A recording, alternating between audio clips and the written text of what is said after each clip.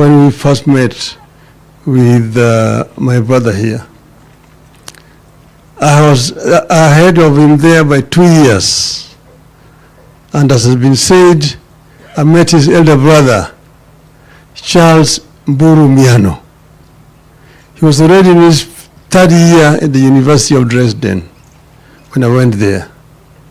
But we met in the city of Leipzig. If you follow Bundesliga, there's a club there called RB Leipzig. That is from our town. That is where we are doing the preparation to go to university. You have to go there and pass the German university entrance examination, where you can then be admitted to a German university. So Francis followed me, and we welcomed him, and we had a very good time with him those days. From then, as you have seen, he went to Dortmund, and then after that he went to Freiburg, where he studied and eventually got his PhD. This is a true Kenyan, who is somebody who is very, very moderate and is very welcoming.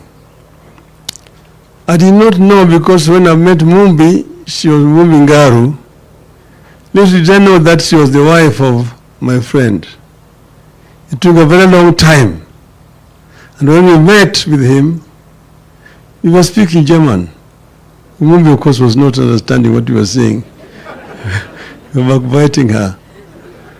But he was somebody who was very professional in his work. You've seen the kind of things that he has done after he came back to Kenya. But he also worked in Germany and had a family in Germany, and I'm happy to see that Mumbi has been able to welcome this German branch of the family. And that's why I'm saying, willkommen nochmal hier. Kenya und auch hier in Dika. Fühlen Sie sich zu Hause. Yeah. So I'm happy. I wanted to say many other things, but because I'm in a rush, I'm going to leave this for some other time. But Mumbi is somebody who's very committed to her work. She has a true Kenyan spirit of nationalism. Ethnicity is no issue to her. She thinks a Kenyan. And you know, a number of Kenyans have got this disease of thinking first as a member of this tribe or this clan before they become Kenyans. And I've been trying to tell Kenyans, think first as a Kenyan before you become a member of another community. When you become a Kikuyu, Lohia, Mukamba, and so on. That is when we are going to develop a country. I'm saying this because I lived in Germany. Germany was a country that was very divided. They had different kingdoms, which are basically ethnic.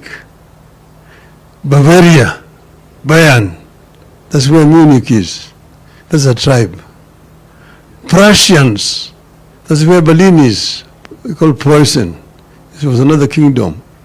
Saxony, where Leipzig is, was another kingdom. Hessen, where Frankfurt is another kingdom. Then Rhineland, where Cologne is another kingdom. Then Hansa, Hamburg, those areas. Balindiway and so on and so forth. And for 33 years, one time, they were fighting against each other. The war is called, in German history, 33-jähriger Bürgerkrieg. It is only a prince of Prussia called Otto von Bismarck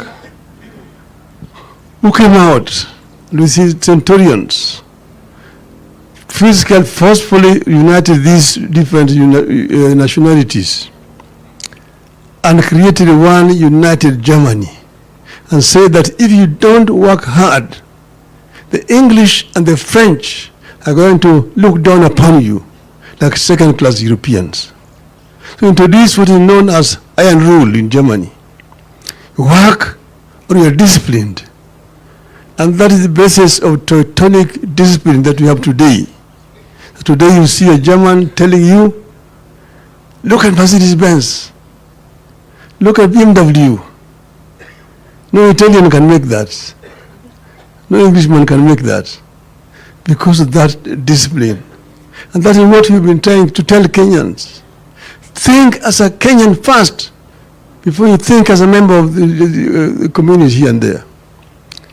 I'm surprised all the time when I come here and people say they fear Raila. We have all the time been working together. Jaramogi is the one who stood up in Parliament and said that Jomo Kenyatta and all those who detained with him were under the true leaders of Kenya. He was disowned by members who came from this region in Parliament. Go and read the Hansard. But he went on and kept on saying Uhuru na Kenyatta until eventually Kenyatta was released. Kenyatta was released to Jaramogi. Jaramogi, who took Kenyatta to Gatundu, his home, he was released to Jaramogi's hand. Chukua hiyo Kenyatta yako. Deny. And Jaramogi and Kenyatta were one thing on independence. They only disagreed ideologically, not ethnically. Not because Jaramogi was a Luo or Kenyatta was a Kikuyu, no. And that is normal generally in politics. But then me, I've worked with members of this community for a long time. How we started with Kenneth Matiba, Kenya Football League, and organized soccer in this country, that Kenya became number one in the whole of this region. Kenneth Matiba. And when Kenneth Matiba was in trouble with Charles Rubia, he came to me and said, there's a problem here. These people want to arrest us. Only Jaramogi can save us.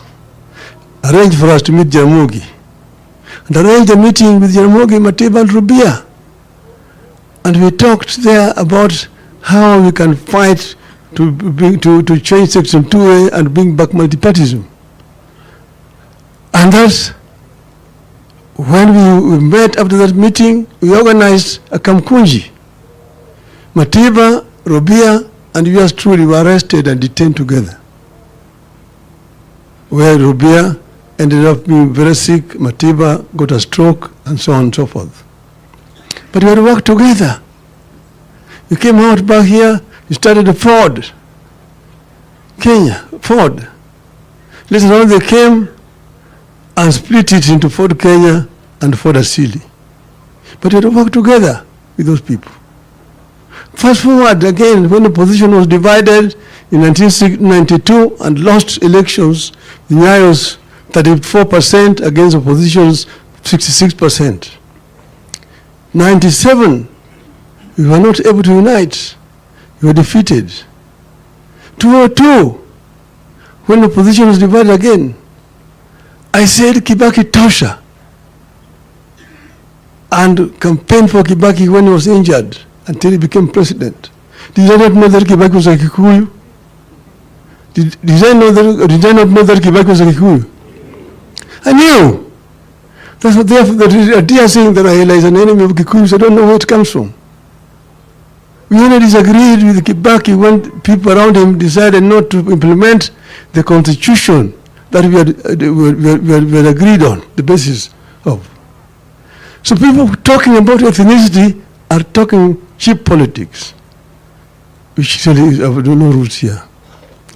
But today we are all escorting our brother, and but I want us to be united as a people. Kenya is much more important than any one of us. If Kenya burns, we'll have no country. You've seen around us, Somalia, from 1991 up to today, is in turmoil. Look at South Sudan. Look at DRC. Look at Ethiopia. And some other countries around us here. It is better to have peace that we're having here and push and go and have a peaceful election than to have turmoil in this country. Because if it disrupts, you don't know the end. That is the message that I want to convey here. And finally, I want to say that Parliament must not try to change the constitution because of narrow ends. The constitution that we brought here brought devolution. Devolution need to be defended. Today there's a Gazette notice. They are saying that they want to amend the constitution in order to legalize this CDF national government. What does national government have to do in the counties? We have counties which have got executive powers to implement.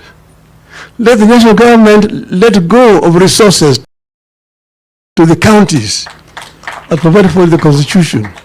Health is devolved, provide the fund down there. Roads also is devolved. You don't need Kura and Kera. I have only Kenha for the national government, dealing with international highways, national trunk roads, and feeder roads, and leave all the other roads in the regions to counties and send the money down there. Why should you be building markets for counties? Let counties build a market themselves. How about affordable housing? 40% devolved funds. Then you can blame the governors if they're not working. But you cannot blame Governor Sakaja for roads in Nairobi which are not under his jurisdiction. Most of the roads in Nairobi are not county government roads. They are all Kura and Kera roads. What is Kera doing outside Nairobi as a city, the capital of the country? So let devolution work in the honor of Dr. Garu. I want to end by saying, may the Lord rest his soul in eternal peace. Thank you very much.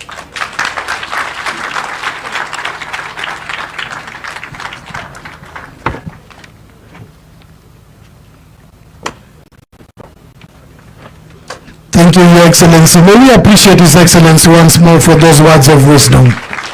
May we be seated.